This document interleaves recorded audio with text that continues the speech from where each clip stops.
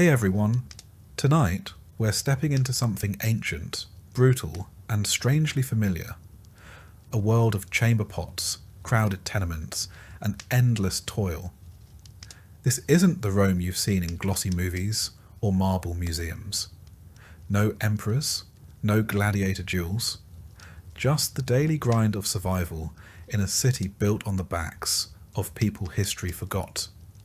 So before we descend into the underbelly of the Roman Empire, take a second to like the video and subscribe. But only if you're into this kind of slow, gritty storytelling. And let me know in the comments, where are you watching from and what time is it for you? I love seeing how far this little sleep experiment travels. Alright, turn the lights down low. Maybe throw on a fan or get settled under the covers, because you're about to wake up in ancient Rome, and odds are you're not making it to nightfall. Congratulations! You've just woken up in ancient Rome, not in a palace, not in a marble villa surrounded by fountains and toga-clad servants feeding you grapes. No, you've landed where most people lived, where the plumbing is theoretical, the walls are one good fart away from collapse, and your upstairs neighbour is always stomping around like a gladiator on leg day. You're in an insula, the Roman version of an apartment building. Sounds promising, right? Maybe something with a courtyard, a bit of sunlight? Wrong. The Latin word insula literally means island, and that's the first clue that you are absolutely stranded. You're on the 4th floor, if you're lucky. Anything higher than that, and you're basically living in the rafters of a fire hazard. These buildings are made of brick, wood, and wishful thinking. They sway in the wind, lean against each other like drunk friends, and have an average structural integrity of a stale loaf of bread. And speaking of bread, don't even think about making toast. Open flames are banned because one bad cooking accident and the whole block goes up like a Saturnalia bonfire. Your room is about the size of a modern walk-in closet. There's a cot, term used generously, made of rope and straw, and a threadbare blanket that smells like every person who's ever used it before you. The walls are damp, stained, and close enough together that if you lie on your side, you can touch both without moving. You have no windows.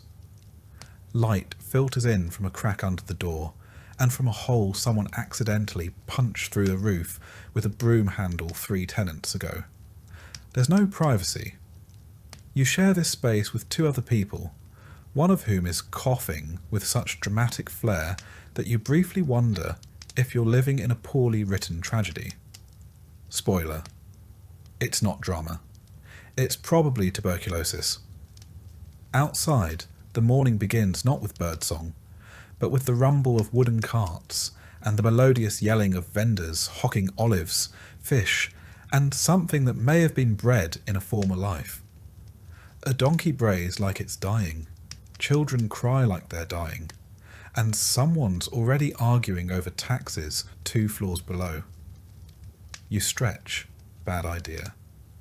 Your back cracks like a papyrus scroll in a drought, and you immediately regret trying to act like someone whose spine hasn't been curled into a question mark by years of hard labour and a diet that consists mostly of beans and regret. You're about 27 years old, which makes you one of the older folks in the neighbourhood. Most people die before 40, usually from some combination of injury, infection, or inhaling too much, whatever it is, that leaks from the latrine pit every summer. You shuffle out of bed, barefoot. Of course you're barefoot.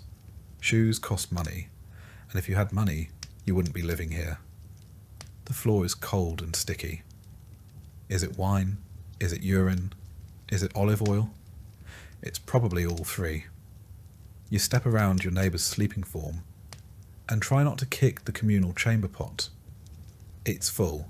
It's always full. Time to relieve yourself? Great, you've got options. Option 1, the aforementioned chamber pot, which will soon be dumped. Drum roll, please. Right out the window. There's a whole system to it. You're supposed to shout "cave" before you launch the contents onto the street below, which means "watch out" in Latin. But let's be honest, nobody does.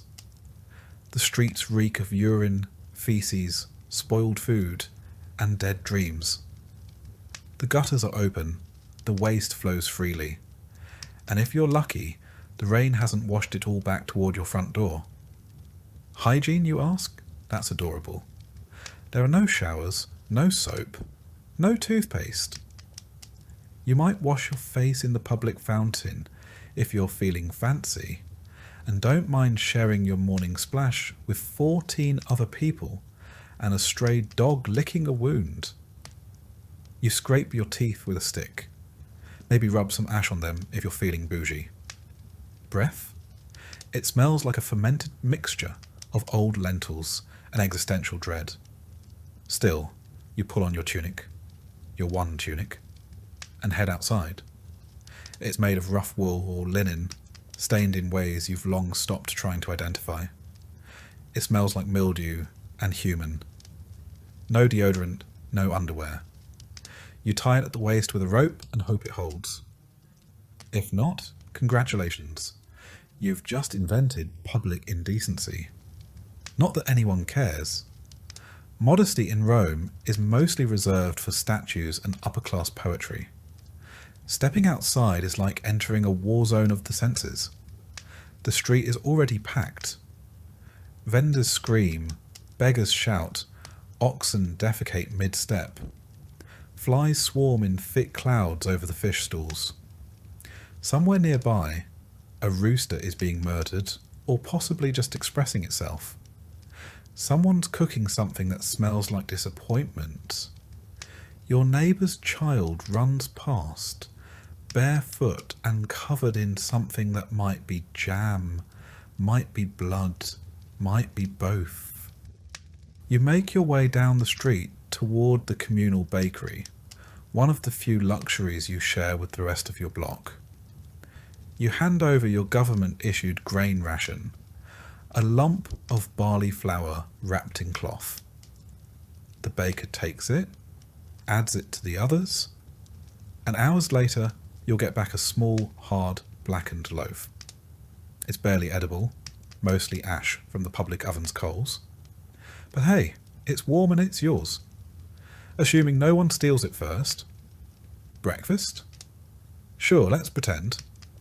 If you're lucky, you get a bit of pulse, a thick gruel made from boiled grains. It's what most poor Romans eat every day. Grain, water, maybe some chickpeas, maybe not. If you're having a good day, there's a drizzle of olive oil on top. If you're having a bad day, the drizzle is rat urine and you don't know it yet. Meat? Only for the rich? Milk? Spoils too fast. Cheese? Maybe. Eggs? Only if you steal them from a chicken that lives under your stairs. Most protein comes from beans, lentils and dreams. If you want fruit, it better be in season and unspoiled. Otherwise, you're just gnawing on the husk of an overripe fig and pretending it's a plum. You might stop by the latrina, a public latrine, to take care of business. If you enjoy the company of 12 other people doing the exact same thing, the bench has a series of holes, no dividers, and a shared sponge on a stick dipped in vinegar. That's the Roman version of toilet paper. You rinse it, wipe, and repeat. And you wonder why nobody makes eye contact in these places. After all this, it's barely mid-morning. You haven't even started work yet. But before you leave for your day job, which, spoiler, is physically and emotionally crushing, you pause for a moment and look around. The street is alive. Smelly, chaotic, dangerous, but alive. Kids scream and chase each other. A street performer juggles knives with questionable skill. A merchant shouts about the healing power of fermented fish sauce. And the city breathes, chokes, and burps in one never-ending symphony of humanity. Your landlord. Never seen him. Repairs? Don't hold your breath. If your building collapses, it's not considered a tragedy. It's considered a Tuesday. Fires are common. So are floods. So is sudden, unexplained death. You're a cog in a system that views you as replaceable. You're not a citizen. You're a warm body in a census scroll. Your value is measured in how quietly you suffer. And you will suffer. Because this is ancient Rome. Not the Rome of marble forums and golden laurels. Not the Rome of historians and Hollywood. This is the Rome of slums and soot, of crowded insulae and chamber pots, of grit and groaning humanity. You're not Cicero. You're not Caesar. You're not even close. You're a peasant on the 4th floor, praying the 3rd doesn't catch fire again, and it's only the beginning of your day. Congratulations. You've survived your first Roman night without being robbed, choked by smoke, or crushed by your neighbour's drunken body rolling onto your sleeping mat. Not bad. But the gods are generous today, and you've earned the privilege of waking up to the sweet, piercing sound of yelling. It's not an alarm clock. It's never an alarm clock. It's your neighbour yelling at his wife, or the vendor below your window screaming about fish, or the chamber pot hitting the cobblestones after someone above you dumped last night's wine and body fluids out the window. Morning in ancient Rome begins not with birdsong, but with complaints, sewage, and regret. Your eyes crack open to a ceiling so low you could punch it sitting up. You're lying on a straw mat, shared with your younger sibling, your cousin, possibly a stranger who paid your landlord 2 denarii to squat in the corner overnight. The air smells like feet, garlic, and mildew. You wonder briefly if you died and woke up in Hades, but no, you're still alive. Unfortunately. Your home, generously called an insula, is a Roman apartment building made of wood, dreams, and flammable lies. You're on the 3rd floor, which is slightly less deadly than the 5th. Higher up means cheaper rent and a better chance of dying when the whole building inevitably collapses. Down below, the rich enjoy sturdier homes and indoor plumbing. Up here, you enjoy rats, water leaks, and the subtle creaking that reminds you this structure is held together by hope and mould. You swing your legs over the side of your mat and immediately regret it. The floor is damp. It's always damp. Water? Wine? Blood? Who knows? The answer doesn't change the fact that your only sandals were stolen last week, and you've been walking barefoot ever since.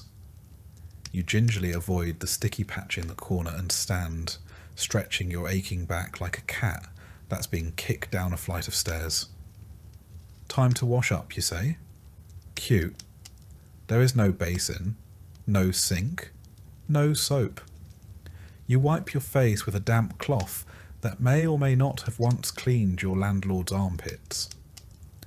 Your version of a morning skincare routine involves rubbing oil on your skin and then scraping it off with a curved blade called a strigil, which sounds elegant until you realise it's just ancient Roman exfoliation by pain. You're basically buttering yourself like toast and then peeling it off. If you're lucky enough to live near a bathhouse and have a few coins left, maybe you can get cleaner later. But right now, hygiene is a luxury. You settle for smearing your face with whatever water you find in a communal jar and call it refreshed. Now comes breakfast. Brace yourself. The Roman equivalent of a power breakfast is nothing. The morning meal is called ientaculum, which is Latin for don't get your hopes up. It usually consists of yesterday's bread, hard as marble, and lovingly stored in a mouse-infested clay pot overnight. You soften it by dipping it in watered-down wine, a drink that tastes like vinegar with trust issues. If you're feeling fancy, maybe you get some olives or a smear of garum, the famous Roman fermented fish sauce that smells like low tide and failure. It's Rome's favourite condiment, used on everything from meat to vegetables to moments of crushing despair. It's the ketchup of the ancient world, if ketchup were made from rotting mackerel. There's no coffee, no eggs, no fruit smoothie with collagen powder. Your breakfast has one job: prevent immediate death. It succeeds, barely. You chew in silence while your neighbours scream about something, probably taxes or bread rations. Or maybe it's that guy on the second floor who keeps sacrificing pigeons in the hallway. You don't ask. The rule of thumb in Roman tenement life is this: the less you know, the longer you live. Once you've gnawed your way through a slice of disappointment and sipped your wine-flavoured sadness, it's time to dress for the day. Don't get excited. You have two garments: a tunic made from rough wool and a threadbare cloak that's more whole than fabric. The tunic itches, the cloak stinks, and both have been repaired so many times they're basically held together with prayers and the dreams of better fabric. Underwear? Hilarious. You tie a belt around your waist to keep everything vaguely attached and hope no one notices your left shoulder is always exposed because the fabric keeps sliding off. The rich wear togas. You don't. Togas are for citizens, people with status. You? You're a pleb. A non-citizen if you're an immigrant. A nobody, if we're being honest. If you wear a toga, you're either delusional or planning to be arrested for impersonating someone with dignity. As you step outside, you're hit with the full sensory assault that is a Roman street. The noise is immediate. Vendors hawking their wares. Street musicians playing instruments no one asked for. Philosophers debating loudly.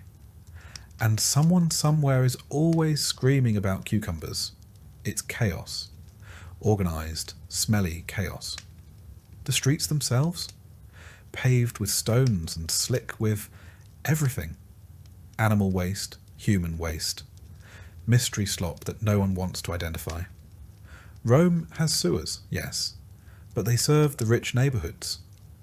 Your street is self-cleaning, by which we mean rain occasionally washes the filth into someone else's neighbourhood. It's a system.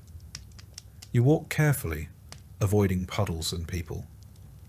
A cart barrels past you, pulled by donkeys and driven by a man who seems genuinely angry that pedestrians exist. There are no sidewalks, there are no traffic laws. There is only instinct, prayer, and the faint hope that the gods are paying attention. You pass temples where people line up to offer sacrifices. Flowers, coins, small animals, or the occasional desperate plea. You don't have anything to give, so you nod awkwardly at Jupiter's statue and keep moving. He probably wasn't listening anyway. If you're headed to work, and most likely you are, congratulations. That means you didn't starve to death yesterday. Work in ancient Rome is not fulfilling. It is not purpose-driven. It is survival in a tunic. You might be a labourer, hauling bricks or mixing mortar for one of the emperor's new vanity projects. Or maybe you're a porter, carrying goods up and down stairs in a building with no structural integrity. You might be a street cleaner, a fish seller, a potter, or worse, a public latrine attendant, paid in pity and bronze coins to sweep filth off marble and pretend your soul isn't slowly escaping through your nostrils. The hours are long, the pay is miserable, and your boss might beat you for fun. If you're a slave, you don't even get paid. You just work. And if you complain, you're whipped. If you collapse, you're replaced. If you die, well, someone else gets your blanket. Midday approaches, and the sun is brutal. Rome's climate is hot, sticky, and utterly unbothered by your suffering. There's no air conditioning, no shade unless you cling to a building's shadow like a sweaty ghost. Your tunic sticks to your skin. Your sandals, if you have them, slap against the stones with every exhausted step. And if you don't, your feet are slowly becoming part of the pavement. Lunch? Ha! It's called prandium, and if you're lucky, it's more bread. Maybe a bit of cheese. Maybe dried fruit or a boiled egg if your employer had a good gambling night. You eat sitting on a step, watching richer Romans being carried around in litters like mobile royalty. You chew, and you try not to think about how you're probably consuming sand and rodent hair. As the day wears on, the smells intensify. The streets reek of sweat, garbage, and garum. You pass a bakery and inhale deeply, the scent of fresh bread temporarily tricking your brain into thinking life is worth it. Then you remember bread is taxed, and your landlord raised rent again, and your water jar cracked last night, and your cousin is still sick with whatever plague is currently fashionable. You keep walking, you keep surviving, because in ancient Rome, that's the entire point. And finally, after hours of back-breaking labour, social humiliation, and a mild sunstroke, you make your way home. You ascend the stairs of your insula carefully, because the staircase is made of splintered wood and shame. One misstep, and you're joining the spirits of the fifth-floor tenants who fell last week. You reach your door. You enter. It's dark, cramped, and smells like boiling cabbage, even though you don't have any cabbage. Someone is already asleep in your corner. You don't ask who they are. You just lie down next to them and close your eyes, hoping you don't dream about the bucket. And with that, your Roman morning ends. Was it glorious? Number, was it dignified? Absolutely not. But you survived. And in ancient Rome, that counts for something. Tomorrow you get to do it all again. You've survived your first Roman night in the insula. Barely.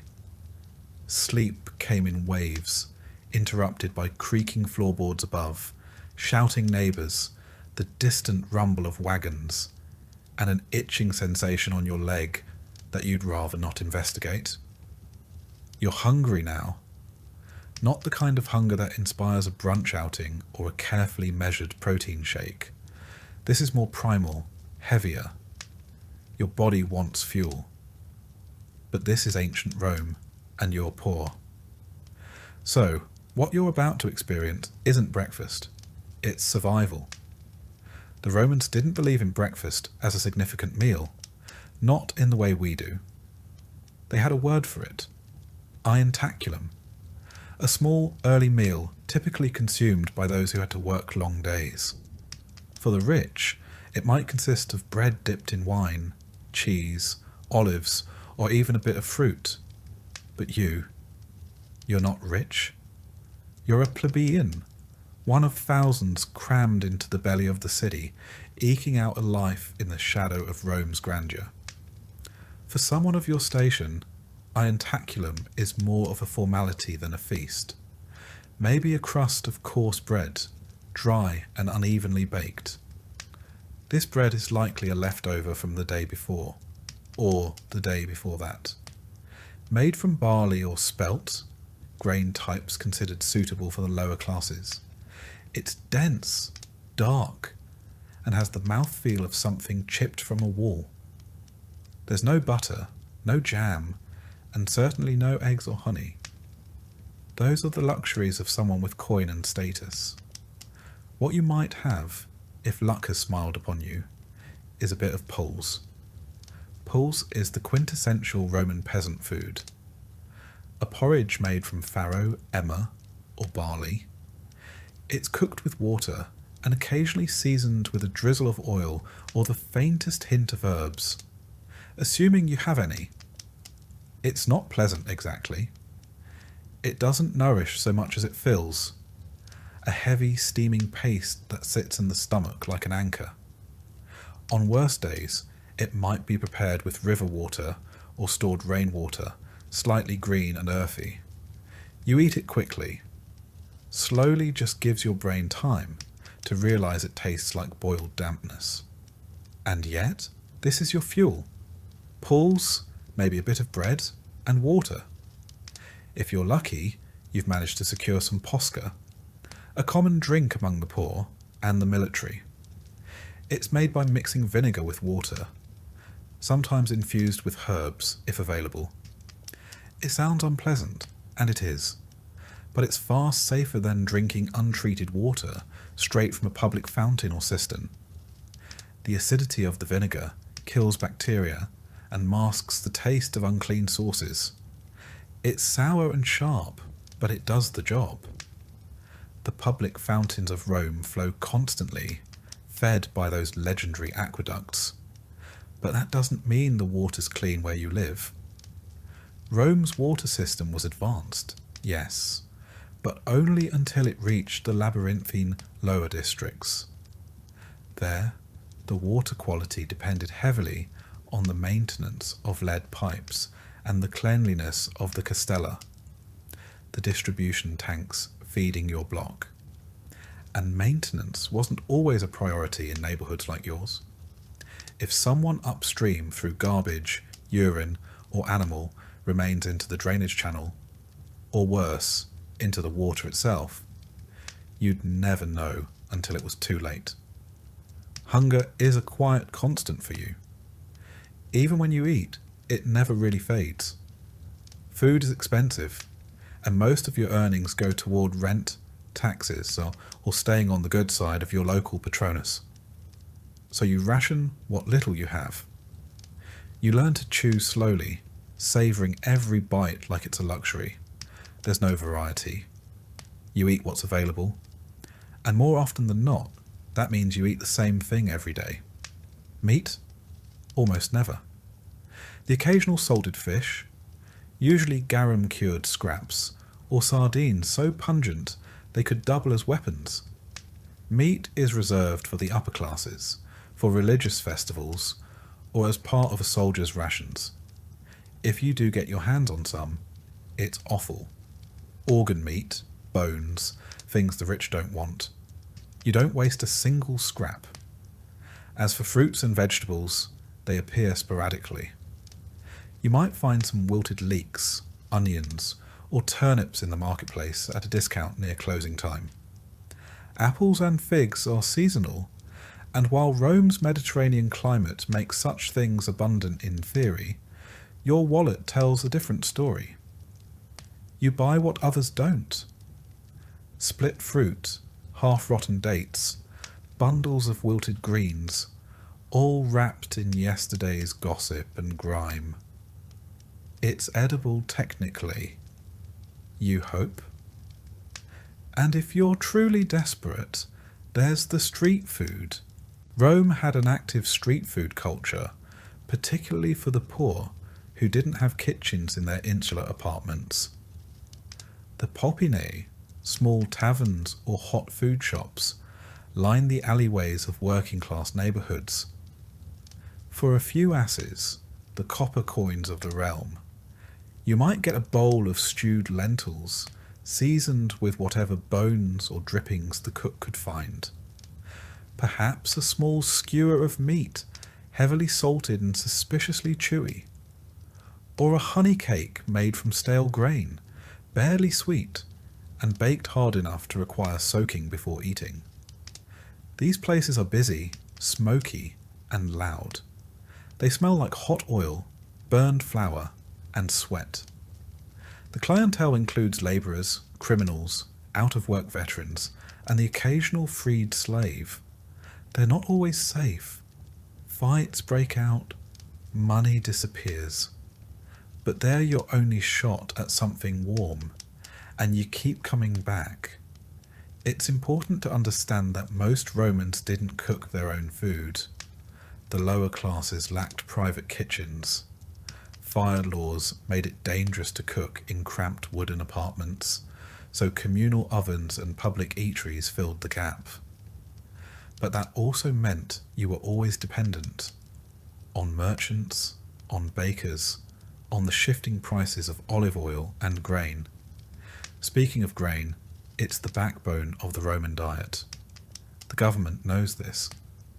That's why they introduced the annona, the grain dole, a state-sponsored distribution of grain to eligible Roman citizens.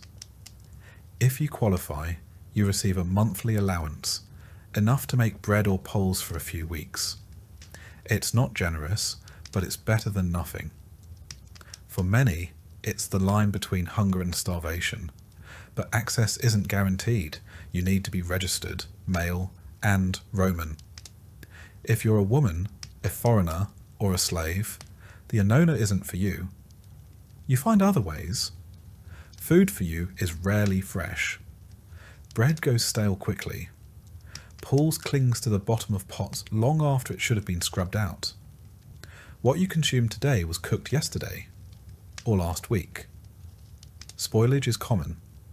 Flies are constant. But waste is unthinkable. You eat around the mould. You scrape off the bad parts. You chew slowly, savouring what little flavour remains. And yet, despite all of this, the city never starves, not completely. Rome's granaries are full. Its imports steady. Ships from Egypt, Sicily, and North Africa sail in daily, their bellies full of grain, oil and wine. The empire feeds its capital like a mother feeds a hungry child. You just don't always get your share. If you're a slave or a freedman in service, your meals depend on your master's whim. You might get stew, bread, or leftovers from the main table. Or you might go hungry until someone remembers you exist. If you're a day labourer, your meal breaks are dictated by your work. Dig ditches, haul stones, build baths, and maybe, at mid-morning, you get 10 minutes to gnaw a piece of dried fig or drink from a shared cup. And let's not forget feast days. Not because you're invited to the banquet, but because it's the one time the rich throw scraps to the streets. Religious festivals sometimes include public offerings, distributions of food or coin, perhaps a roasted pig, or a platter of bread and fish for the masses. It's not kindness, it's politics. But you take what you can get. By mid-morning, your hunger has faded into something else. A dull pressure. A reminder. You've eaten just enough to continue. You tie the cloth belt around your tunic a little tighter and get moving. You've got work ahead of you. Rome doesn't wait. And tomorrow, you'll eat again. Or you won't. But either way, you'll wake up in the same insula, with the same cracked bowl, and the same stale loaf waiting on a wooden shelf. Because in ancient Rome, food is never far away, but neither is hunger. The sun has fully risen now, and the Roman day is underway. For you, a plebeian, or perhaps a slave, that doesn't mean a slow stretch and a relaxing breakfast. It means the work begins, and it begins early. Rome is not a place of idleness for the lower classes. The empire may be vast, but the streets of the city feel like a funnel, where the sweat of thousands filters upward to benefit the few. Let's start with the plebeians. Not the poorest of the poor, but far from comfort. Most plebeians in the city work trades, manual labourers, builders, bakers, water carriers, cobblers, street sellers. If you're skilled, maybe you're a stone cutter, or you've secured a spot in one of the Roman guilds, the collegia. But for most, you're expendable muscle. Hired for the day, paid by the hour, if you're lucky. You don't have a fixed schedule. You have a need. A relentless, gnawing one. You work because not working means not eating. You wake before dawn, grab what counts for breakfast, maybe a crust of bread or a spoonful of barley mush, and head out to find work. The Forum is one place you might go, not to debate philosophy, but to stand around and hope someone needs a labourer. You're competing with hundreds of others. Some are stronger, some have tools. You don't. You're hired maybe to carry bricks across a construction site. Rome is always being built. Roads, aqueducts, arches, homes for the rich. It is said Augustus found Rome a city of brick and left it a city of marble. You'll be the one dragging that marble, sweating and silent. The work is brutal. There are no labour laws, no unions, no breaks, no helmets, no complaints. If you fall off a scaffold, you're not given aid. You're given a nod and a shove to the side so the next man can take your place. You don't ask questions. You don't slow down. The overseer watches with a stick in hand, and he doesn't carry it for decoration. If you're not lucky enough to find a builder's job, maybe you end up in the tanneries. The smell hits you long before you reach the vats. Animal skins, soaked in urine and dung to soften them, fermenting in the sun. You'll spend your day knee-deep in a mixture that would make a modern sewage worker gag. Gloves don't exist. You stir with your bare hands. The stench clings to you long after you leave. And worse, it becomes normal. Still, you persist. Because if you don't earn a few copper coins today, you won't be eating tomorrow. Your rent on that insular apartment, your crumbling, rat-ridden fire trap, is due every few days. Miss a payment and you're out. No notice, no mercy. The landlord has 5 men waiting to take your place. But perhaps you're not a plebeian. Perhaps you're a slave. Life, somehow, is harder still. Because now you don't even get the satisfaction of wages. Your body is labour, and your labour belongs to someone else. You might be a household slave, owned by a moderately wealthy Roman citizen. If so, your work starts before sunrise. You're fetching water, cleaning floors, preparing meals you'll never taste. Maybe you're young and educated, assigned to tutor the children or read aloud to your master. It sounds better. It isn't. One mistake and you're beaten. If the master's wife is displeased, you're sold. There are no protections. No court to hear your case. You are property, like the stove or the sandals. Or you're a field slave outside the city, toiling in the vast latifundia, those enormous agricultural estates that feed Rome's grain-hungry stomach. Here, there are no roofs, no days off. You wake with the sun and bend until it sets. You plant, plough, harvest, sweat. No matter how hot, how cold, how sick you feel, you work. The overseer doesn't care if you collapse. There are chains for those who slow down. For those who run, there are whips. And for those who rebel, there's crucifixion. A public one. Along the roads where others can see. Some slaves are trained for skilled labour. Stone carving, pottery, weaving. But that doesn't make the whip any less real. It just means your blood stains a different kind of floor. And what of the women? If you are a woman, slave or free, you labour too. Not on the scaffold or in the forum, but in quieter ways that bleed just as much. You're grinding grain with a heavy stone hand mill, your arms aching as you turn the quern hour after hour. You make bread, wash clothes, fetch water, tend fires, clean, mend, weave. If you're poor, you might also sell small goods in the street or offer your services as a wet nurse or a midwife. In desperate cases, you might sell yourself. Prostitution is legal in Rome, taxed even. It is not a profession of glamour. It is survival. There are no toilets in your insula, no kitchens. So you make do in the alleyways or public spaces. Fires are frequent, the stairs collapse. Your children are not safe, not from hunger, not from illness, not from the building itself. Life expectancy is low. Infant mortality is high. Your child's best chance is to survive to 5. Feds, there are no toilets in your insula, no kitchens. So you make do in the alleyways or public spaces.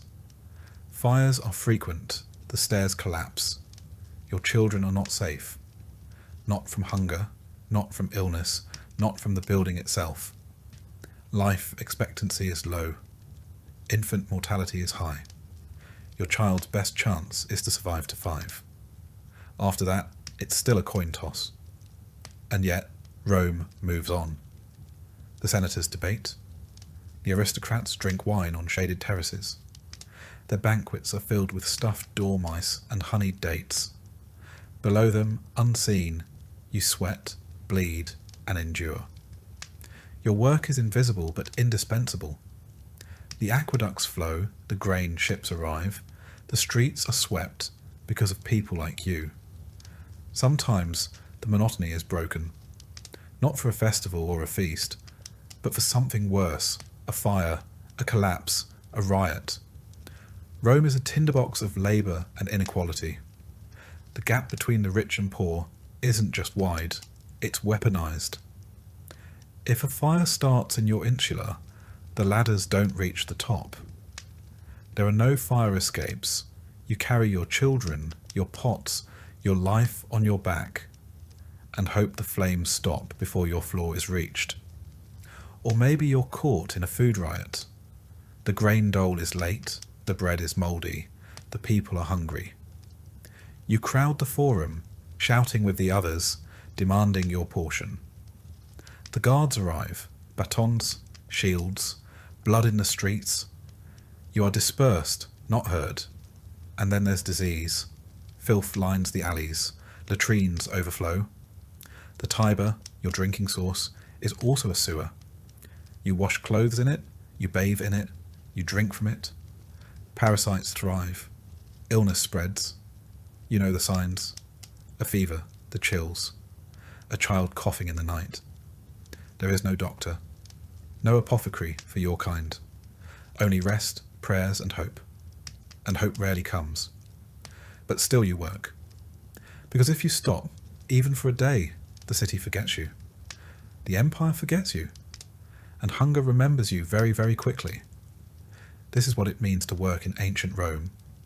Not to build wealth, or rise in rank, or find fulfillment, but to survive, to endure, to hope that perhaps your children will have slightly fewer blisters on their hands than you did.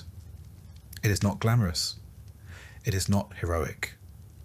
It is labour at its most brutal, its most thankless. The empire was not built by emperors. It was built on the backs of men, women and children who worked until they broke and then were replaced. Now, as the midday sun climbs overhead, your tasks are only half done. There is still cleaning, cooking, tending to the hearth, carrying water, hauling waste, your stomach growls, your fingers cramp, your feet blister inside sandals that barely hold together, and no one is coming to relieve you. Not today, not tomorrow. Welcome to the workday in ancient Rome. You wouldn't last a single one. Congratulations. You've made it past the market, survived the street toilets, and managed not to get mugged for your shoes, if you were even lucky enough to have shoes. But now comes the real challenge: going home. Or, more accurately, climbing into the creaking, overcrowded, highly flammable tinderbox that you are expected to call home, your insula. You live in an insula not because you chose it, but because you're poor. And in ancient Rome, poor people don't have houses, they have layers. Multi-story apartment buildings packed so tightly that sunlight is more rumour than reality. Your insula is 6, maybe 7 stories tall. Illegal technically, but so is half the city.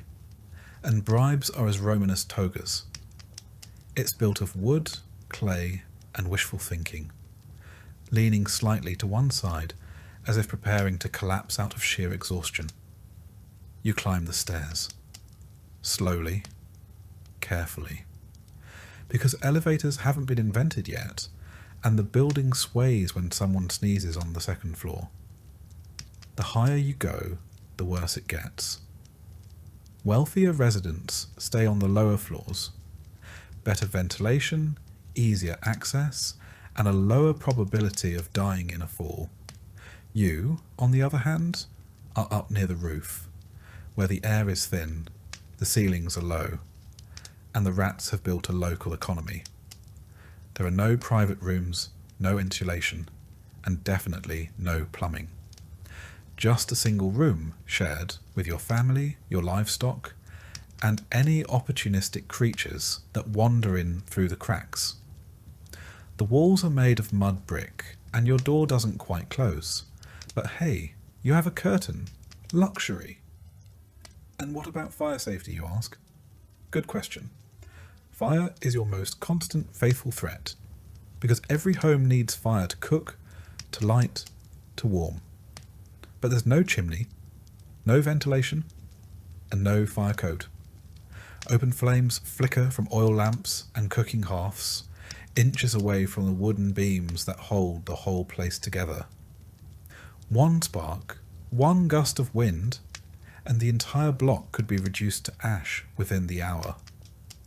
Firefighters exist technically, but they are mostly slaves owned by the Vigiles, the Roman fire brigade, and they're more interested in watching your insula burn so they can demand a bribe to intervene.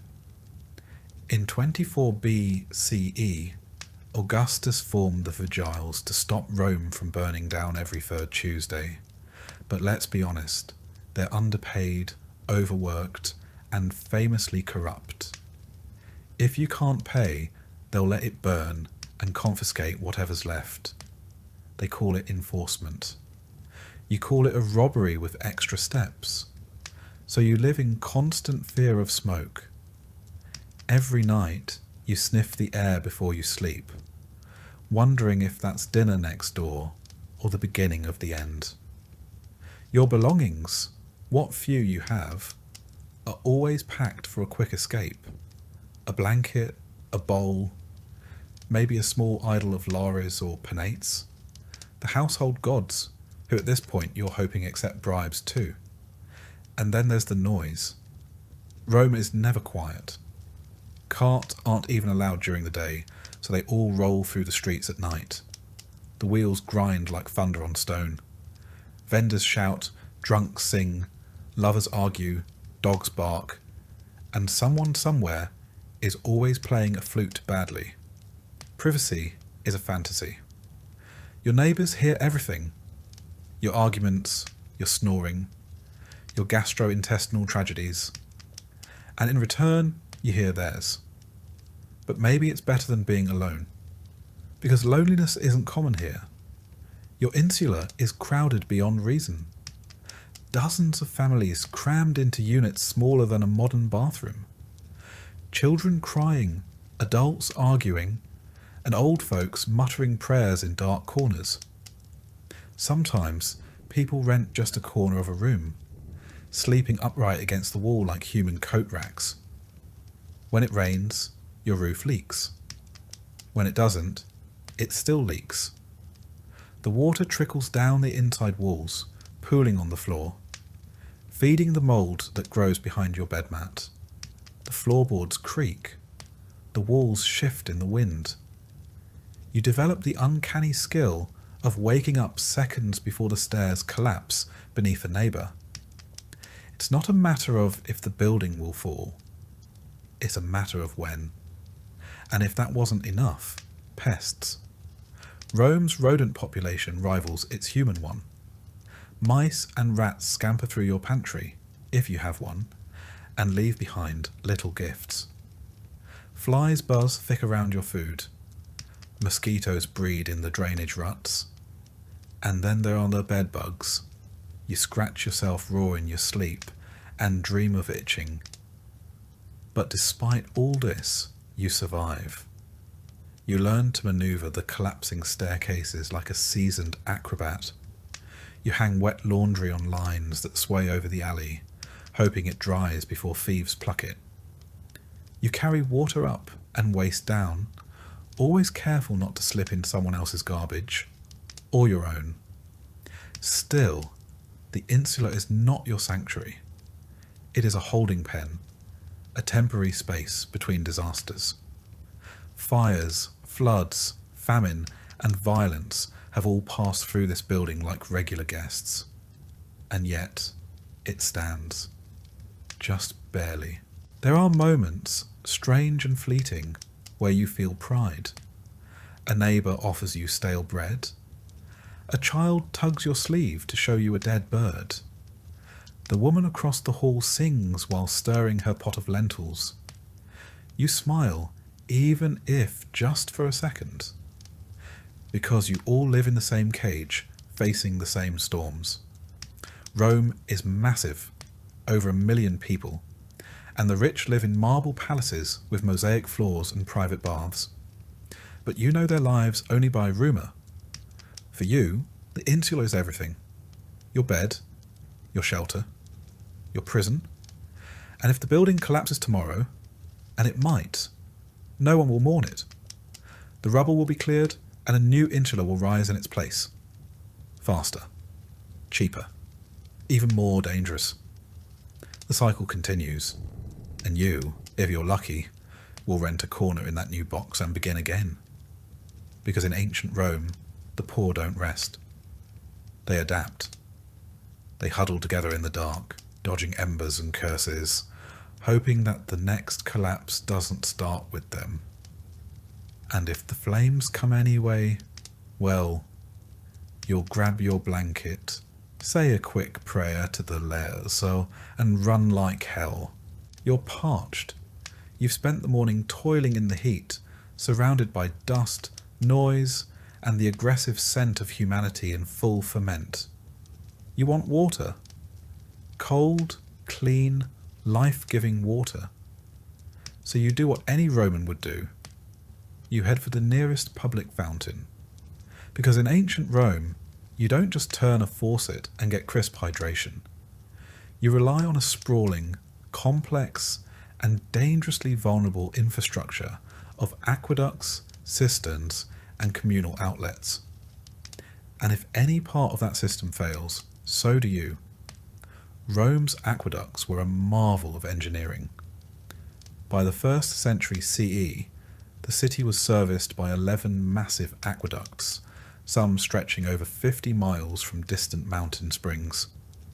These channels brought in an estimated 200 million gallons of water per day, enough to supply baths, fountains, latrines, and private homes. But here's the catch. Only the rich had indoor plumbing.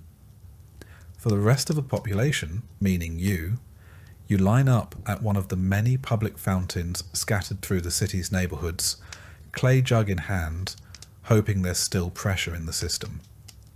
Now, the good news is the water, when it gets there, is pretty clean. It's sourced from springs, and the aqueducts are designed with constant downward slopes to keep it flowing. The bad news is, clean is relative. If you live near the terminus of the system, you're getting backwash. Water already passed through several baths, toilets, and industrial laundries.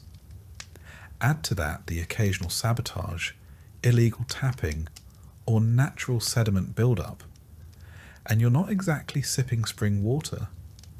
More like tepid mineral soup with a hint of lead, because yes, many pipes are made of lead.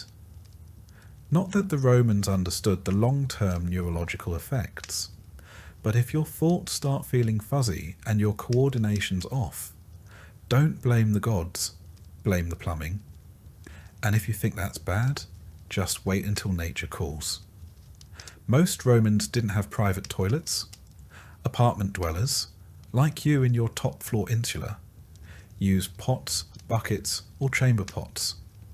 When full, the contents are dumped out the window or into the nearest gutter. Yes, the famed Roman sewer system, the Cloaca Maxima, still runs through the city like an underground lifeline. But most waste doesn't make it that far. It sits in the street, baking in the sun, mixing with animal droppings, and slowly forming a biological miasma strong enough to peel paint off a fresco. And if you're wondering why shoes are so important in Rome, that's your answer. You're not walking on stones. You're walking on yesterday's dinner in its final form. There are public latrines, of course, and if you're lucky or desperate, you can pay a small fee to use one. These are long stone benches with holes carved in them, positioned over flowing water channels. There's no partition, no door, just a row of strangers making eye contact while trying to pretend nothing awkward is happening. You sit shoulder to shoulder with a retired centurion and a 12-year-old olive vendor, all contributing to the same stream of civic solidarity. The Romans believed in shared experiences. This was one of them. Toilet paper? Not a thing. Instead, you use a tessorium, a communal sponge on a stick kept in a bucket of vinegar water. It's exactly as horrifying as it sounds. You hope the guy before you had good hygiene. He didn't. Nobody does. You wipe, you stand up, you wash your hands if there's water nearby, and then you move on. Probably to the nearest bathhouse, which, thankfully, is where things get slightly better. The Roman bathhouse is part spa, part gym, part social network, and part biological experiment. There are over 800 public bath complexes in Rome by the time the empire is in full swing. Some are grand like the baths of Caracalla or Diocletian, where marble columns soar above mosaic floors. Others are modest neighbourhood baths tucked between bakeries and brothels, but all follow roughly the same formula. A changing room, apoditerium, a warm room, tepidarium, a hot room, caldarium, and a cold plunge, frigidarium. You strip down, deposit your clothes, good luck if they're still there when you get back, and start sweating your soul out in the heat. The caldarium is stifling. Heated by hypocaust, underfloor heating fueled by roaring fires. It's a room designed to make you wish for death, or at least a breeze. You rub your skin with olive oil, not soap, because that's what Romans used to clean. Then you scrape it off with a curved metal tool called a strigil, removing dirt, oil, and several layers of dignity. There are slaves to assist you if you're rich. If not, you do it yourself while trying to avoid eye contact with the senator next to you. Bathhouses are where deals are struck, gossip is traded, and diseases are casually spread. The water isn't drained between users. It's a warm, microbial soup of humanity, stirred hourly by the movement of hundreds of unwashed bodies. Skin infections, eye diseases, intestinal worms, everything is on the menu. And yet, this is one of the cleanest places in Rome. Outside the baths, personal hygiene is a gamble. You might wash your face daily and your feet often, but full-body bathing is more of a social event than a daily necessity. Perfumes and oils cover up most smells. Lice and fleas are common, but tolerated. The concept of germ theory is centuries away, and nobody's counting bacteria when they're more worried about curses and crop failures. And remember that beautiful aqueduct system? It doesn't just supply water, it powers everything from grain mills to fountains to the flushing mechanisms in some elite toilets. But it's fragile. Earthquakes, floods, or simple disrepair can shut down entire sections of the city. When the aqueducts break, Rome doesn't just lose drinking water. It loses its public baths, its sewers, its fountains. Civilization, as the Romans know it, starts to unravel. Riots have broken out over water shortages.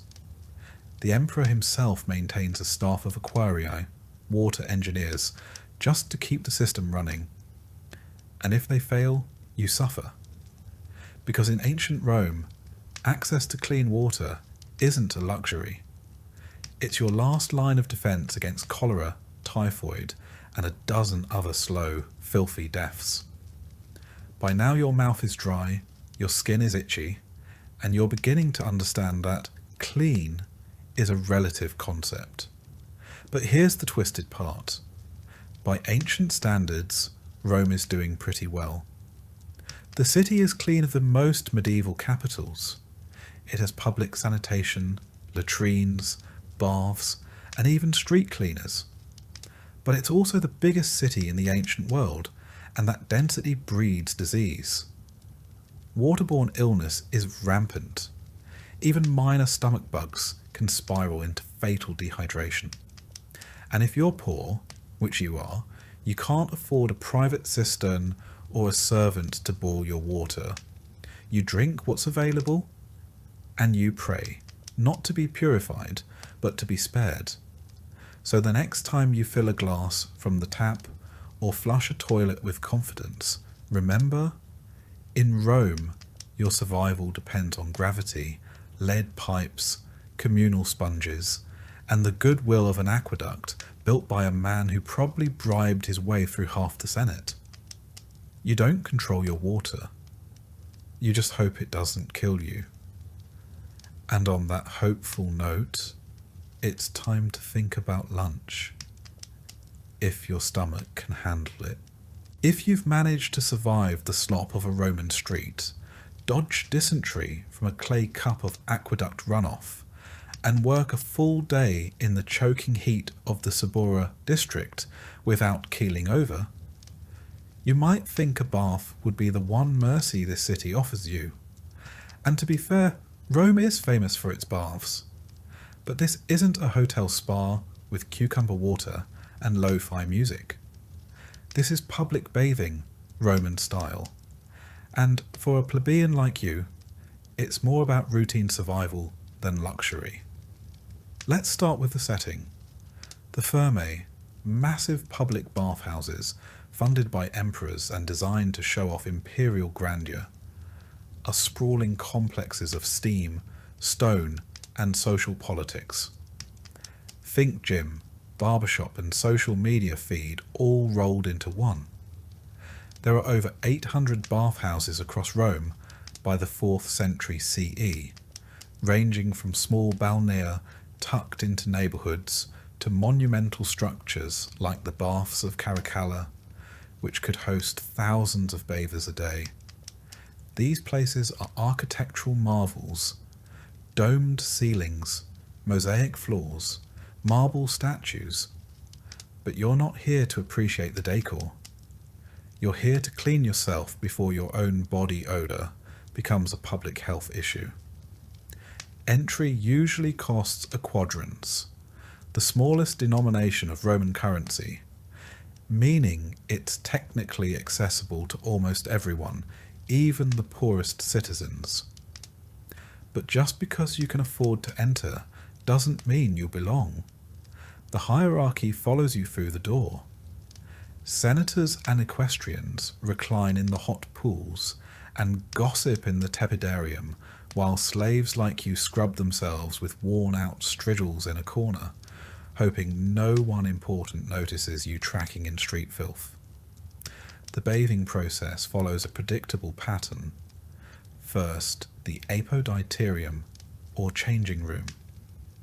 There are no private lockers. If you don't have a slave to guard your tunic and sandals, someone might walk off with them. Clothes are often stolen here, especially from the lower classes, and the clothes watchers, mostly enslaved boys, are often in on the thefts. Lose your clothing, and you might be walking home barefoot, wrapped in shame and public laughter. Next is the palaestra, the exercise yard. Yes, before bathing, Romans liked to work up a sweat.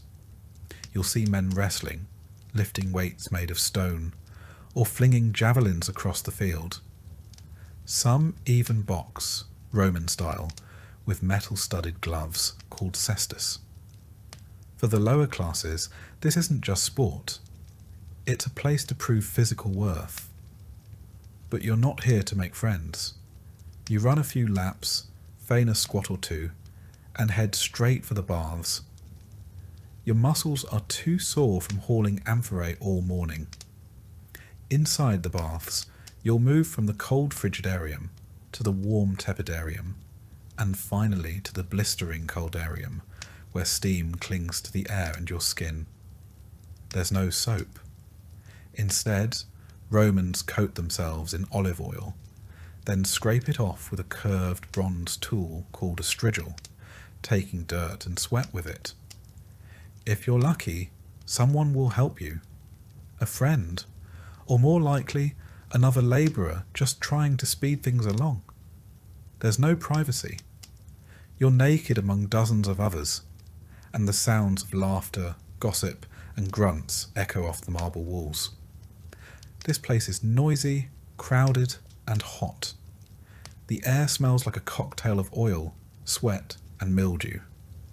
Beneath the mosaic floors, fires rage in the Hippocos system, an ingenious heating network that uses raised floors and smoke tunnels to pump warmth into the caldarium. Slaves tend these fires all day, shoveling wood in suffocating rooms with no light and no fresh air. Some die from the heat, but their deaths make the marble hot to the touch, the cost of Roman cleanliness. The water is changed only occasionally, and filtration is a concept centuries away. You're bathing in a soup of skin cells, hair, oil, and whatever else floated off the last 100 bathers. People relieve themselves in corners. If someone bleeds during a rough shave, or gets a nosebleed from the heat, that's just another addition to the communal brew. But in a city where fresh water is a gamble, and soap is a luxury, this is the best you'll get. And this isn't just hygiene, it's civic ritual. Here, the bathhouse is where news spreads. Someone whispers that the emperor was spotted in disguise at the theatre. Another boasts about his recent winnings at the ludus. A freedman offers political bribes in the tepidarium, while a prostitute waits in the hallway outside, pretending to be a masseuse. For the poor, this is also a rare space where you're not fully excluded. Rich and poor alike sweat together. For a few minutes, you share the same steam as men who rule provinces. But there's a danger here too. Bodies pressed together in humid air make perfect breeding grounds for illness. The plague of Cyprian, which will one day ravage the empire, spreads partly through bathhouses. Skin diseases, infections, lice, and fevers thrive here. The stone benches are often slick with something unidentifiable, and a misstep can send you slipping face first into a tile pool lined with strangers. If you're injured, tough luck. The medicus in the corner knows less about sanitation than a modern child. Once you've scraped yourself clean and suffered the caldarium, you move on to the final step, the massage and oil rub-down. Again, if you can afford it. Most plebeians skip this, but let's say today is payday and you indulge. A low-ranking attendant slavers you in another round of olive oil, rubbing your limbs with rough hands and muttering in Greek or Aramaic. The oil stings the cracks on your skin, the cuts from the field, and the raw patch you got last week from walking barefoot. You smile through it. The pain is worth the brief illusion of luxury. Afterward, you dry off with a scrap of wool. Linen is expensive. And return to your street clothes, now damp with sweat. You check the hooks in the apoditerium. Miraculously, your tunic is still there. You step outside, blinking against the sun. You're clean, sort of. But the streets are still thick with dust, dung, and the smell of salted fish. Within 5 minutes, you're sweating again. Dirt clings to your sandals. A child vomits near your foot. The bath was never meant to last. Bathing in ancient Rome is not about cleanliness, the way we think of it today. It's about participation. About appearing civilized in a society obsessed with cultus. Grooming, display, and public performance. To be dirty is to be low, invisible. But to walk out of the Thermae, hair damp, oil glistening on your shoulders, is to momentarily rise above the grime of your station. Even if you'll return tomorrow to the same bucket of water and reused strigil. And if you think this is somehow indulgent, remember, for women, bathing was even more complicated. Separate hours or entire buildings were set aside, and while some enjoyed similar routines, many were kept at home, bathing with rainwater in cramped quarters. For enslaved women, bathing was sometimes done publicly by force, under the scrutiny of leering men or cruel mistresses. For the wealthy, a balneum, a private bath inside their villa, ensured you never had to mix with the masses. Heated by personal hippocaust, scented with imported oils from Arabia or Egypt, attended by silent slaves. But for the rest of Rome, the labourers, the couriers, the bakers, the sewer cleaners, the public bathhouse was a place of renewal, exhaustion, gossip, and risk. You went not to be healed, but to maintain the appearance of being human in a city that treats humanity like a fleeting luxury. The bath was not an escape. It was a pause from the heat, the stink, the fear, and the endless labour. It was a few minutes of semi-clean respite before stepping back into the furnace of Roman life. And with that fleeting relief, you head back out onto the cobbled road. Your feet still ache. Your skin is raw. And tomorrow, if you're lucky, you'll do it all again. Let's talk about Roman food. Not the banquets of emperors reclining on silk cushions with figs dripping in honey and servants fanning them with peacock feathers. You are not an emperor. You're not even close. You are, in fact, a plebeian. A working-class Roman in a cramped insula where breakfast is less about indulgence and more about surviving another day with enough calories to walk, work, and not collapse. So let's set the table. And by table, we mean whatever flat surface you can find that isn't covered in soot, bugs, or yesterday's crumbs. You eat with your hands because forks are still a few centuries from existing. Knives? Sure, if you have one. But even then, it's mostly for cutting bread or defending your lunch from rats. Your daily diet, and let's be generous calling it that, is centered on one thing: grain. Specifically, a kind of wheat called far, spelt, and a lot of it. You eat it boiled into poles, a porridge as bland as it sounds. Think of it as the ancient Roman version of oatmeal, only without sugar, milk, or any flavour at all. If you're lucky, it's salted. If you're really lucky, it has bits of onion or a drizzle of fish sauce, known as garum, to liven things up. That's right, fermented fish innards. It was the ketchup of the ancient world. It smelled like rot and seawater, and they poured it on everything. Bread, when you can get it, is dense, coarse, and made from stone ground flour that might contain trace amounts of actual stone. Dental care isn't exactly booming right now, so every bite is a gamble between hunger and chipping a tooth. But bread is sustenance, and if you're a labourer or dock worker, it's essential. Rome even instituted a grain dole, annona, to distribute grain to the poor. Without it, many urban citizens would simply starve. If you're on the list, you get your rations. If not, well, you'd better hope you have a skill, a patron, or a very forgiving neighbour. As for vegetables, they're seasonal and mostly whatever grows nearby. Cabbage, lentils, chickpeas, leeks, the basics. None of it is particularly glamorous, but it keeps scurvy at bay. You might stew them into something vaguely edible if you have olive oil or herbs, but again, you're not dining in the villa of a senator. You're working with what you can afford from the forum stalls or grow in cracked pots on the rooftop. And don't expect variety. You eat the same things over and over, day after day, until famine comes, and then you don't eat at all.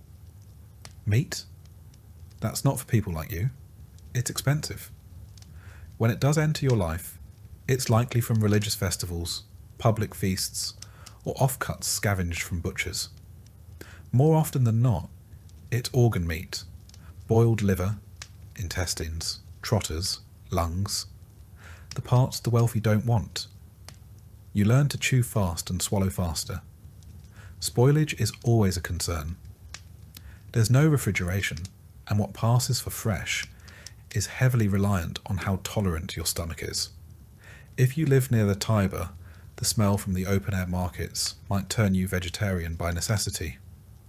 Let's talk about the market, the Macellum. It's loud, chaotic, and covered in flies. Meat hangs from hooks. Slabs of salted pork and strips of dried fish curl in the sun. Vendors shout, dogs bark, beggars loiter, and pickpockets glide through crowds like ghosts. You can buy fish, fruit, wine, beans, nuts, or eggs, if you can afford them.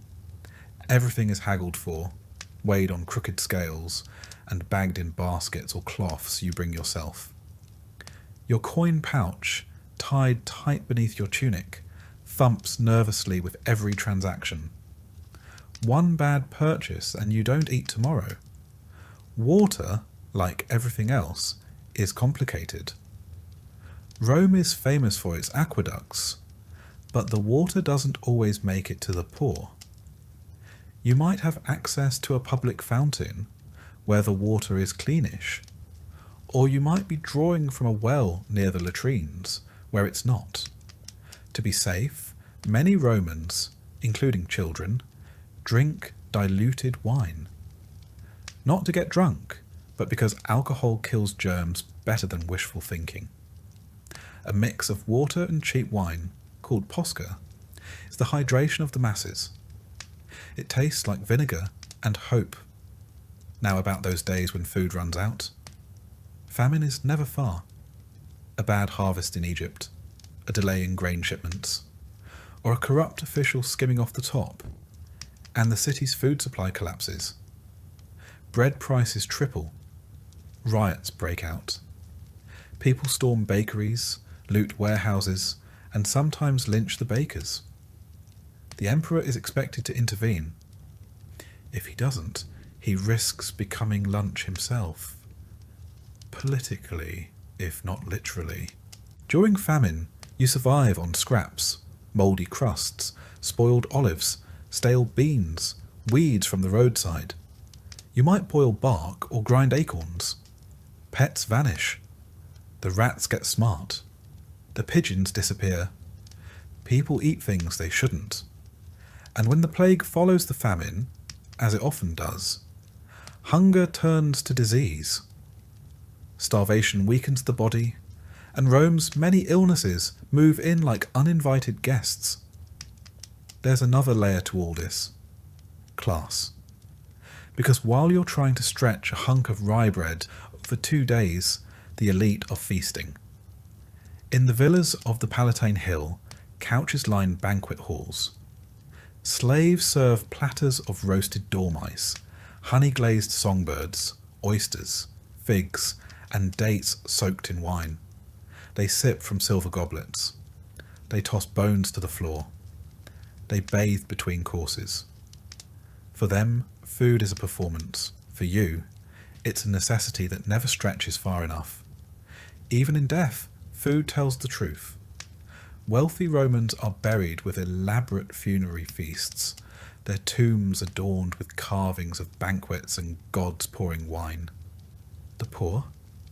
Maybe a piece of bread at your grave, if your family can spare it.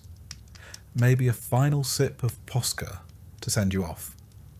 In religious festivals, food becomes communal. Saturnalia, for instance, when masters serve slaves and everyone feasts together. But those days are rare and mostly symbolic. For the rest of the year, the lines are clear. Who eats well and who begs? Let's not forget storage and spoilage. You keep food in amphorae, clay jars sealed with resin, or in baskets hung from ceilings to deter rats. Preserving food means salting, smoking, drying, or steeping it in vinegar. Still, everything has a clock. Bread moulds quickly in the Roman humidity. Olives go rancid. Meat turns in the sun. Every meal is a gamble. Every bite is a risk. Even the insects eat well. Grain is stored in granaries, which are dark, warm, and crawling with beetles and moths. If you're lucky, you get your ration before it's infested. If not, well, extra protein. Most people don't even pick them out anymore. They're too small to matter. Children grow up with hunger. They learn to wait their turn. They learn which vendors give better scraps and which ones chase them away with sticks. Their bellies are often bloated from malnutrition, their eyes dull. Parents do what they can. Sometimes it means stealing. Sometimes it means begging. And sometimes it means going without so the youngest can eat. Yet through all of this, food is still culture. Even in scarcity, Romans cling to tradition. They bake religious cakes, prepare funeral meals, mark solstices with special dishes. They cook with pride, share what little they have, and pass down recipes, thin, watery ones, from mother to daughter, father to son. The tools are crude, the ingredients simple, but the effort is there. In graffiti on the walls of Pompeii, we find complaints about bad bread, insults to tavern keepers, even jokes about watery wine. Food was a common frustration, a common joy, a common reality. You might not eat well, but you ate Roman, and that meant something. So as you sit down with your cracked bowl of pulse, crust of tough bread, and cup of lukewarm posca, you're not just surviving. You're participating in the daily struggle that defined the lower classes of the empire. You eat what you can, when you can, and pray for the annona to arrive on time. Because if it doesn't, your next meal might not come at all. And now that you're fed, sort of, it's time to go earn the next one. Because in ancient Rome, hunger is patient, but it always comes back. Religion in ancient Rome isn't something you do once a week. It's not a quiet, personal affair whispered in pews or practiced behind closed doors. In Rome, religion is everywhere, all the time. It's baked into the bricks of the Forum, painted on the walls of your insula, and written into the very schedule of your day. You don't choose to participate. You live inside it, and it watches you like the state, because in many ways it is the state. You wake before dawn, and already the gods are in your thoughts. Before stepping outside, you mutter a quick offering to the household spirits, the Laras and Penates. These are the guardians of your hearth and pantry, the invisible figures that ensure your home doesn't fall apart. There's no food left to burn for them this morning, just a crumb of dried bread and a half-hearted gesture of thanks. But it's the thought that counts. Sort of. You know the stories. Neglect the household gods, and your family could suffer illness, injury, or general misfortune. It doesn't matter if you believe it. Enough bad luck strung together starts to feel like divine punishment, and soon you're scrubbing the floor and lighting incense to try to win back their favour. Outside, the street is already alive with sounds. Hawkers bark from market stalls, children dart between columns, and smoke rises in lazy curls from tiny shrines at the corners. These aren't just decorative. These are altars. Small, open-faced boxes are holding flickering lamps, burnt offerings, and the thick scent of sacrificed animal fat. You pass them on your way to work. Maybe bow slightly, maybe don't. Someone always notices. Piety is social currency in Rome. Fail to observe the right rites, and your neighbours won't just talk. They might accuse. The Roman pantheon is crowded. Jupiter rules the skies with thunder and ego. Juno watches over marriage, whether it's miserable or not.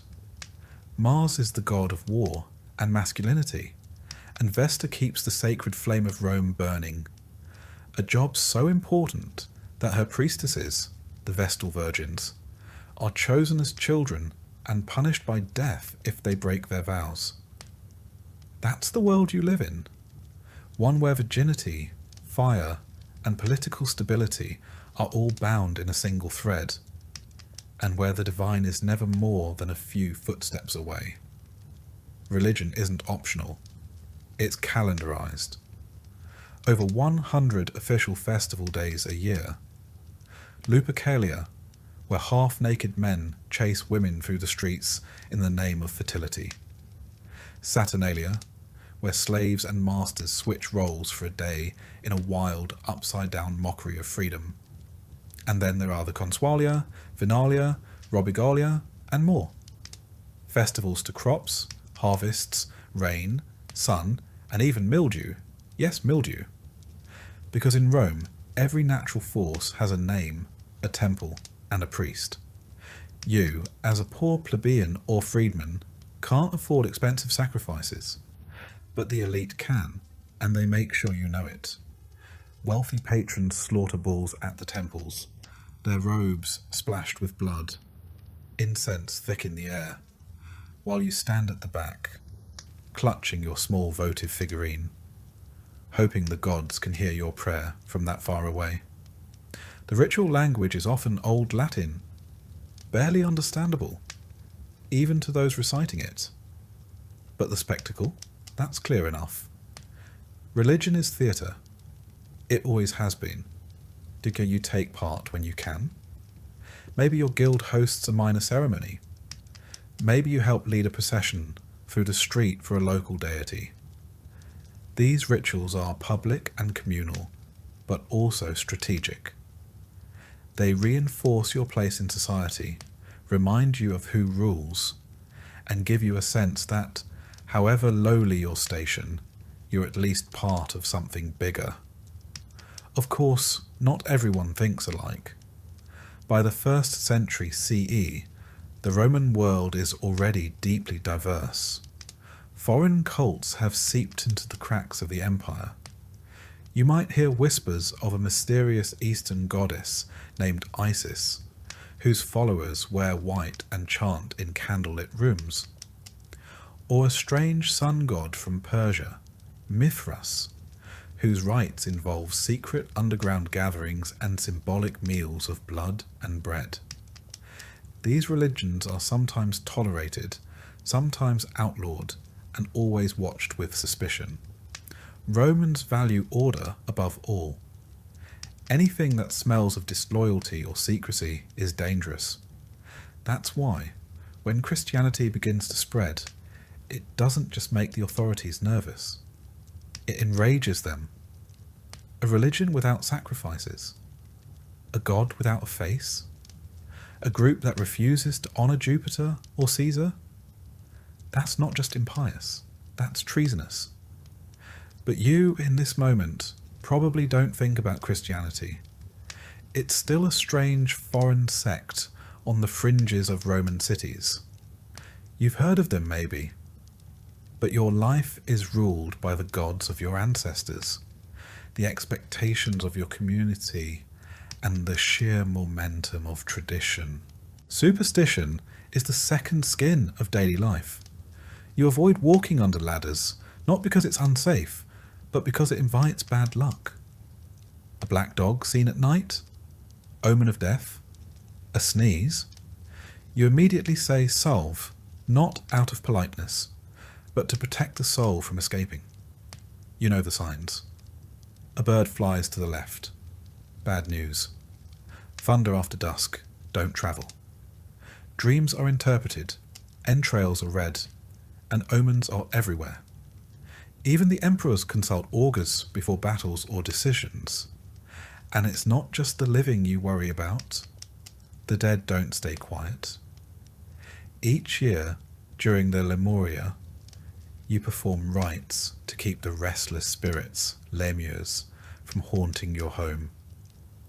You toss black beans over your shoulder at night while chanting ancient words, hoping it satisfies the shades. If you forget, well, don't be surprised if things go missing, or if the air turns sour in the dark. The temples are grand, of course, massive columns, gleaming statues, and priests in embroidered togas. But your real religion happens in the alleyways, kitchens, and bedroom corners of the working poor. You leave coins at roadside shrines. You tie ribbons to trees. You mutter charms when your child coughs too hard. You wear amulets around your neck to protect against the evil eye. A mosaic on your doorstep might feature a dog, or a phallus, or both to ward off danger. To a modern viewer, all this might seem superstitious or quaint, but to you, it's life or death. Without antibiotics, germ theory, or psychology, you turn to the gods for explanation. Why did the fire start? Why did your baby die in the night? Why did the grain spoil in storage? The gods are fickle. You didn't do enough. You forgot an offering. You used the wrong words. Someone in your building insulted Mercury, and now everyone pays the price. And yet, despite all this, religion gives you meaning, a structure, a rhythm, a way to understand the chaos. When your child is born, you present it to the genius of the family. When you marry, you light the ceremonial torch and bind hands with sacred ribbons. When someone dies, you mourn for the prescribed number of days, burn their possessions, and whisper their name until your throat goes hoarse. Because in Rome, remembering the dead is how you keep them alive. To be forgotten is the true death. That's why inscriptions fill the walls of tombs and columbaria, names carved into stone so that someone, anyone, might remember them. And so you keep praying, offering, watching. Not because the gods are kind, but because they are powerful. Not because the rituals are easy, but because they're necessary. You live in a city where divine favour and political favour are nearly the same thing. Where neglecting a festival could be blamed for an earthquake, where sacrifice might avert plague, or not, but better to try than be accused of causing it. The day winds down. You pass another shrine, this one dedicated to Janus, the two-faced god of beginnings and endings. You stop. You bow. You whisper a few words you barely understand. Because the gods are everywhere in this city. And in ancient Rome, the last thing you want to do is be noticed by one of them. The sun is low on the horizon now, casting long shadows across the uneven cobbled streets of Rome. The smells of the city, sewage, olive oil, smoke and sweat, cling heavier in the cool evening air. But you don't have time to notice. You're about to learn what it means to live in a world where justice isn't blind. It just chooses not to see people like you. As a plebeian, a freedman, or worse, a slave, you exist at the very bottom of the Roman legal ladder. The law is not an abstract idea. It's a tool of control written by the elite to protect property, preserve hierarchy, and make examples out of the lower classes. Forget equal rights. Justice in ancient Rome is transactional. If you lack wealth or connections, the law is less a shield and more a weapon pointed squarely at your neck. Let's say someone accuses you of theft. Maybe a fellow vendor claims you've shortchanged him at the market. Maybe a neighbour thinks you stole a loaf of bread, or someone's sandals went missing and your name was mentioned. That's all it takes. You're hauled in for questioning, and the burden of proof doesn't fall on your accuser. It's on you. And in many cases, if you're a slave, it doesn't matter whether you're guilty or not. The only question is how much pain it'll take to extract your confession. Torture is not only legal in ancient Rome, it's expected, especially if you're enslaved. The logic goes like this. A slave has no honour, so they can't be trusted to tell the truth without persuasion. That persuasion comes in the form of whips, branding irons and racks. You can be interrogated simply for being in the vicinity of a crime. If your master is murdered, all the slaves in the household can be tortured and executed, regardless of guilt, just to make sure the true culprit is among the dead. Even as a citizen, your options aren't much better unless you're wealthy. Legal representation exists, but lawyers, called advocati, aren't paid in fees. They work for favours, social advancement, or because they're seeking political attention. And if your case is brought before a magistrate or in front of a public tribunal, you better hope your opponent isn't rich. Bribery is commonplace. Trials can be delayed indefinitely. And the judges are often members of the same elite class as the accusers. Connections matter more than evidence. Punishments are public, brutal, and designed to humiliate. Flogging, exile, and execution are on the table, but they scale with status. If a patrician commits a serious crime, they might be allowed to go into exile quietly, keeping their wealth and titles. If a plebeian does the same, it's chains, lashes, or worse. Execution methods vary.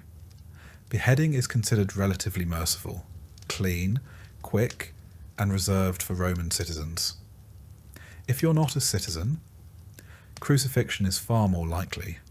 It's agonizing and public, reserved for slaves, rebels, and the lowest criminals. You'll be stripped, whipped, nailed to wood, and left to die in the open. The birds will arrive before you're even gone. Romans view this not just as punishment, but as spectacle. One last degrading performance before death. But not every crime gets you executed. Petty theft might earn you a beating or branding. You could be tied to a post and scourged in the forum for passers-by to jeer at. Repeat offences might get you sold into slavery, yes, even if you were born free. Rome has no concept of rehabilitation. You're either useful to the state or you're disposable. Now imagine you're caught in debt. Maybe a bad harvest forced you to borrow grain. Maybe your family needed medicine. Debt in ancient Rome is dangerous. If you can't pay it back, your creditor has the legal right to seize your property or your body. You can be imprisoned, sold as a bondservant, or forced to labour to pay off what you owe. The system is predatory, and it's meant to keep the lower classes forever straining just to survive. And don't expect privacy or calm. Justice happens in public spaces, the forum, the basilica, sometimes even the market.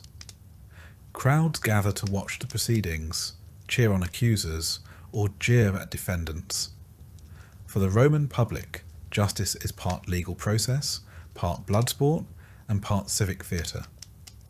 But perhaps the most chilling aspect is this: the law is deeply intertwined with spectacle. Rome's public games, executions, and military punishments blur the line between civic order and entertainment. Criminals sentenced to die might be thrown to wild beasts in the amphitheatre. This isn't metaphor. It's a Tuesday. A prisoner convicted of treason or theft could be chained and released into the Colosseum, unarmed, to be mauled by lions, leopards, or bears to the delight of thousands of spectators. The screams echo. The crowd roars. The Senate nods in approval. The logic behind this is both pragmatic and cruel. These executions are warnings, reminders of who holds power.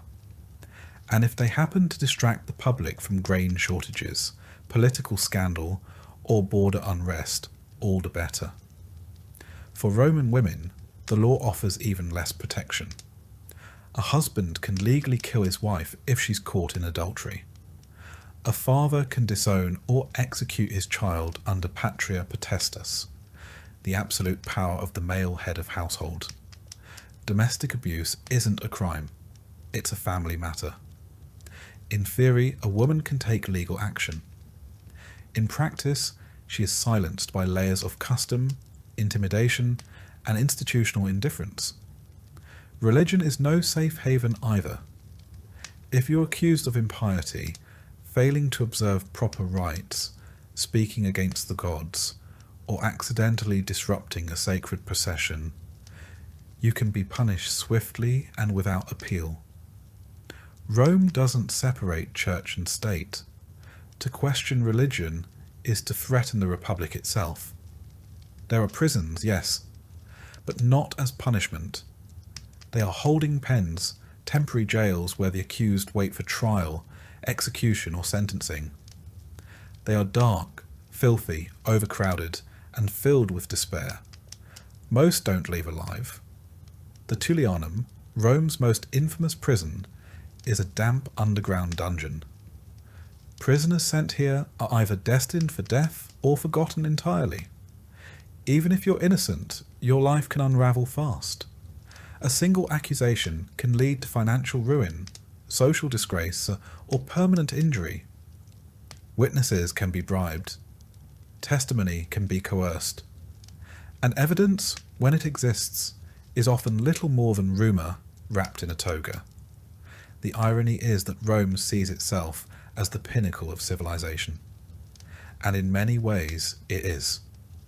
It has an advanced legal code, courts, appeals, and procedures written into stone. The 12 Tables, published in the 5th century BCE, were hailed as a step toward justice for all citizens, and later reforms introduced by emperors like Augustus and Hadrian did try to standardize trials and offer protections. But those reforms don't reach everyone, especially not you. You're a peasant, a tradesman, a former slave, a woman without a dowry, a child without a father. In Rome, justice wears a toga, but it walks with a blade. So what do? You try to stay invisible. You keep your head down, avoid debt, avoid conflict, and pray your name never comes up in a whisper that matters. Because here, in the shadow of the Palatine Hill, justice isn't about what's fair. It's about who holds the power and how willing they are to use it. Tomorrow you'll wake up and try again to survive the Roman day. But tonight, sleep lightly. Because in ancient Rome, justice may come at any time, and it rarely knocks twice. By now, you've endured sewage in your stew, slept under lice-infested wool, and laboured under a sun that cooks clay. You've chafed, bled, and aged 2 decades in a single day. But even in ancient Rome, all roads eventually lead to one place: death.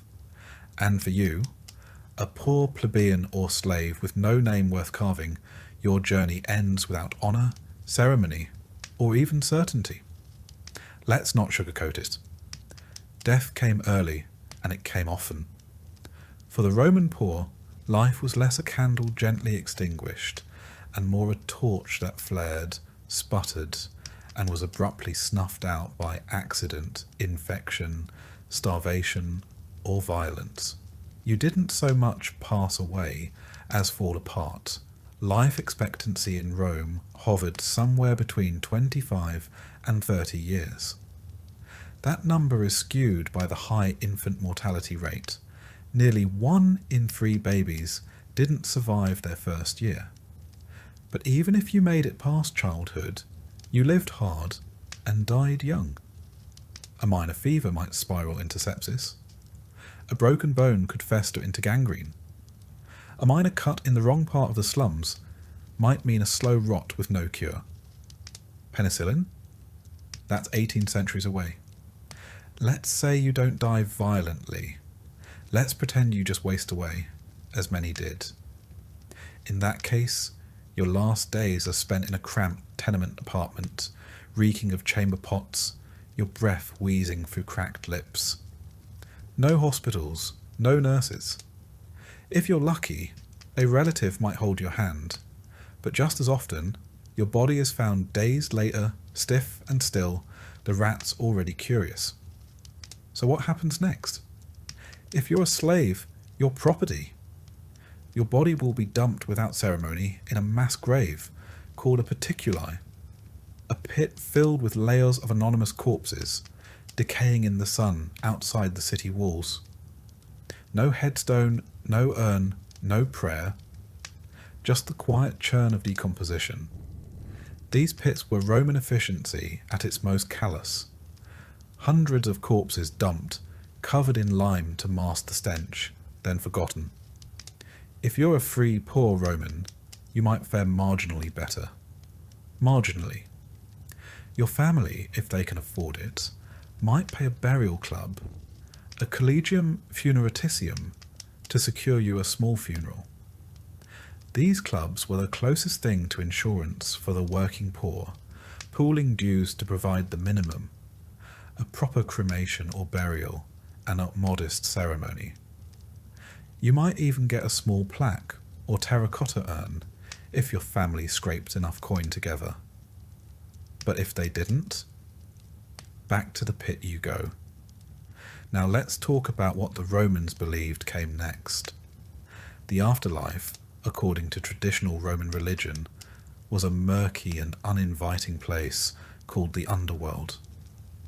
It was neither paradise nor punishment, just a continuation of existence, only dimmer. The souls of the dead, manes, wandered restlessly unless properly appeased with food, drink, and ritual. The poor couldn't afford grand rites, which meant many spirits were believed to linger as hungry, vengeful shades. The wealthy, of course, had tombs, mausoleums, engraved sarcophagi, and elaborate rituals. Some had their ashes stored in beautiful marble urns inscribed with poetry. Their names would be spoken for generations. You, on the other hand, may have never had a full name recorded at all. And the worst part? Death wasn't even safe from politics. If you were executed, your body might be denied burial altogether, especially if convicted of treason or sacrilege. Criminals were crucified, left to rot as a warning, their bones scattered by dogs. Others were condemned to damnatio memoriae, condemnation of memory, where their names were scratched off records, statues defaced, their identities erased from history.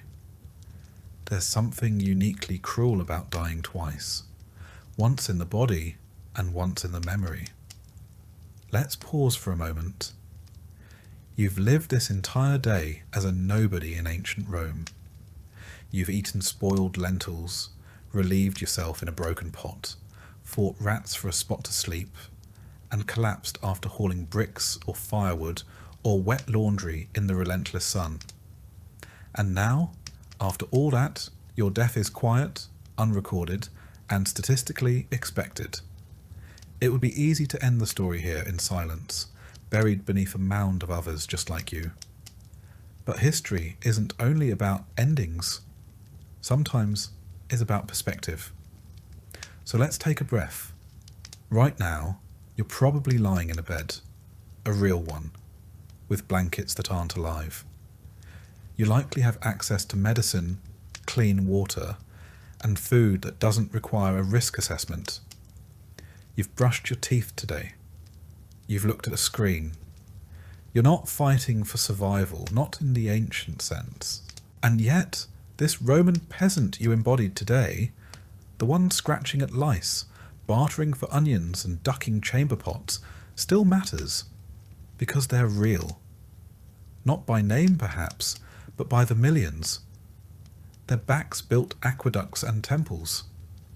Their voices echoed in forums.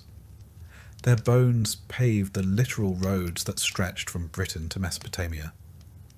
They bore the weight of empire, silently and without inscription. History often forgets the poor. It remembers emperors, generals, poets, and philosophers. It gives us marble busts and bronze plaques. But underneath it all were men and women who never wrote a line of Latin, who never stood in a senate, and never saw their likeness chiselled in stone. And maybe that's the real reason this story was worth telling. Because for one night, one quiet moment before sleep, you lived their life. You felt the straw under their back, the cold breath of winter between cracked walls, the weight of hunger, and the absurdity of surviving a world designed to break you. You didn't last a day, not really, but you came closer than most ever will. And when you wake up, maybe you'll carry something with you. Not guilt, not pity, just perspective. Perspective that clean water is not guaranteed, that hot food is not a given, that your bed, your toothbrush, your medicine, your toilet, they're not minor luxuries. They're miracles stacked one on top of the other, born from centuries of struggle, from broken backs and forgotten lives. So, as the screen fades to black, and the last words whisper into your ear, take a moment, thank a peasant. They're the reason you're not one.